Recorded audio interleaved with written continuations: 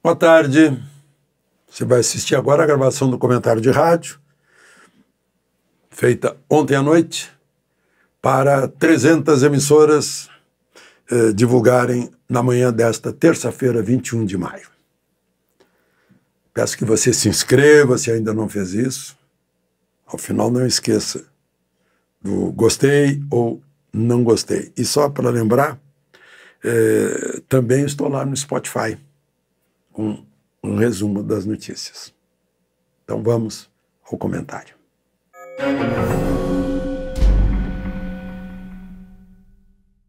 Bom dia. O que vocês acham daquele sujeito que fez uma bomba e um outro que instalou a bomba num caminhão de combustível do aeroporto de Brasília? Pois os dois estão em regime semiaberto.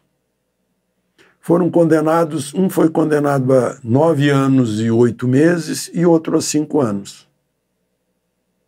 O sujeito que deu carona para eles pegou 6 anos, mas está em regime fechado. E o jornal chama o sujeito não de terrorista, como chamavam todos os manifestantes, mas de bolsonarista. Não, ele é terrorista. Ele fez uma bomba para explodir no aeroporto, meu Deus. E ele já está no semiaberto. E tem gente que apenas se manifestou e pegou 17 anos. Praticamente quase o dobro.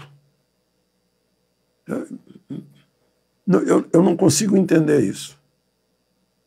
Eu queria saber o sujeito que quebrou o relógio também. Porque a gente tem que comparar a pena com o tamanho do crime, a gravidade do crime. Eu não entendo. A bomba só não explodiu por incompetência deles. Fica difícil entender. Uma inversão. E eu estava ouvindo um amigo, detentor de cargo importante, me falando, né, sobre a ausência de propósito naquela destruição de um relógio, de um quadro acho que de Janira, obras de arte, quebrar cadeira, jogar extintor contra a vidraça. Qual é o propósito? Eu acho que tinha um propósito, sim. Era jogar tudo aquilo como carga de culpa sobre manifestantes, que foram pacíficos. Alguns entraram de ingenuidade ou para se protegerem nas sedes dos 3 poderes. Estão pagando caríssimo por isso. Bom. Vejam só outra coisa.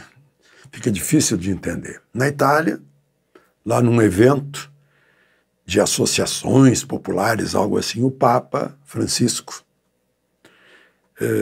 pelo noticiário, recebeu João Pedro Stedley, o chefão do MST, eterno chefão, e teria abençoado a bandeira do MST, que significa invasões, né? Invasões violentas, ameaças, destruição de patrimônio, de gado, de cerca, de porteira, de trator, de depósito, de silo, de casa-sede, né? E o Stedley citou o bispo Dom Pedro Casaldálica dizendo: malditas todas as propriedades privadas que nos privam de viver e de amar.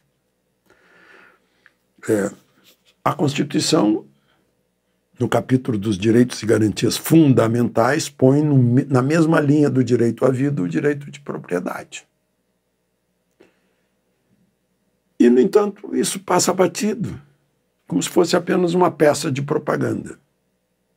Não sei se isso vai ser discutido dentro da igreja, tem a obediência ao Papa e tal, o respeito ao Papa. mas também tem o lado da lei brasileira. E simplesmente não acontece nada. Quando é o MST que invade ministérios, toca fogo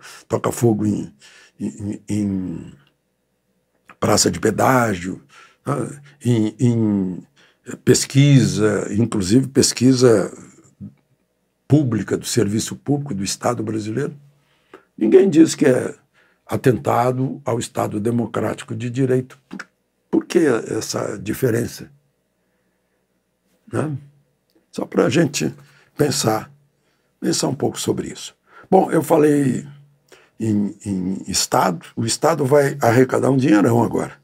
O presidente Lula sancionou o DPVAT, ressuscitou o DPVAT que havia sido eliminado no governo Bolsonaro. Né? Agora se chama SPVAT. Vai entrar em vigor no ano que vem. Dizem que vai custar de 50 a 60 reais. Como temos aí cerca de 120 milhões de veículos, serão 7 bilhões retirados do nosso bolso. 7 bilhões de reais retirados do nosso bolso. Foi sancionado pelo presidente e já saiu no Diário Oficial.